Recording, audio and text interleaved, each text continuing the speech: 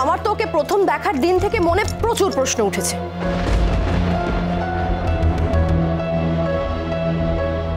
আমার ছেলের তো দয়ার শরীর না, তাই ওর কান্না দেখে ভুলে গেছে, দয়া করে ওকে এই বাড়িতে নিয়ে এসেছে। দেখুন ম্যাডাম, আমি কিন্তু সেদিনকেই বলেছিলাম ওকে নিয়ে যদি কোনো রকম কমপ্লিকেশন হয় তাহলে আমার বাড়িতে পাঠিয়ে দিতে পারে।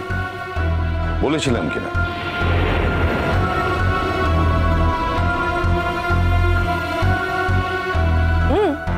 আমিও তো তাই বলেছিলাম, কিন্তু আপনাদের ছেলে রাজি হয়নি।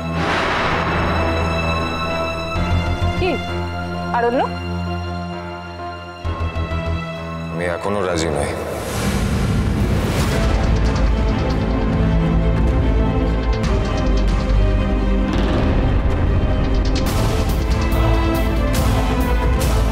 রাজি নও মানে?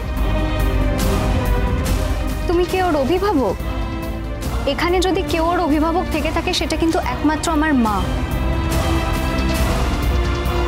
আমি তোমার রাজি না হওয়ার কারণটা ঠিক বুঝলাম না অরণ্য। কারণ এই বাড়িতে আমি ওকে এনেছি, তোমার মা না। যখন থেকে ওকে এই বাড়িতে আমি এনেছি তখন থেকেই আমি ওর গার্ডিয়ান হয়ে গেছি।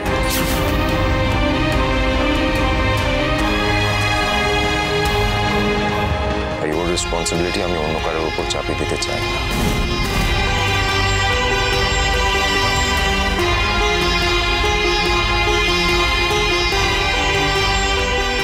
সামান্য একটা বেনারসি নিয়ে এত অশান্তির কি কারণ আছে আমি তো বুঝতে পারছি না। ও যদি ওর মায়ের স্মৃতি ওর কাছে রাখতে চায় তাতে কারোর কোনো অসুবিধা আছে নাকি? এটা সামান্য ব্যাপার নয়। ওর মায়ের ব্যাপারটা আপনারা হয়তো জানেন না, আমি জানি। ওর মায়ের যা জীবনযাত্রা, সেখানে সিঁদুর শাড়ি এসবের প্রসঙ্গই ওঠে না। কারণ রোশনাইয়ের বাবার কোনো পরিচয় নেই।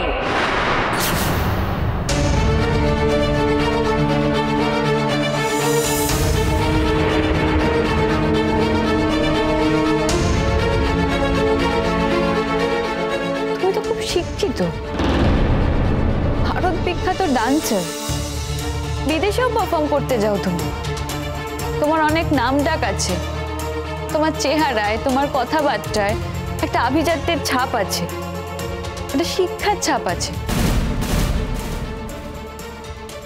তারপরেও তুমি এই কথাগুলো বলো কি করে?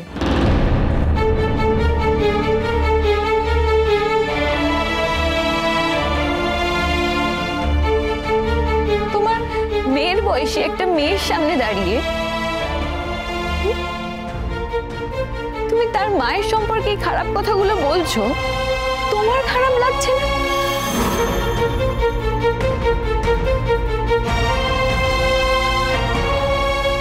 আমার মায়ের জীবনের দায় তো আর আমার না। আমার মায়ের জীবনের সত্যি মিথ্যে আমি কিচ্ছু জানি না, আমি তোমাদের মুখ থেকে শুনেছি। সেটাও কি আমার শোনার কথা? কোনো মেয়ের তার মায়ের সম্পর্কে এই ধরনের কথাগুলো শুনতে ভালো লাগে না। রোশনাই সোম থেকে রবি প্রতিদিন রাত 8:30টায় স্টার জলসায় ও ডিজনি প্লাস হটস্টারে।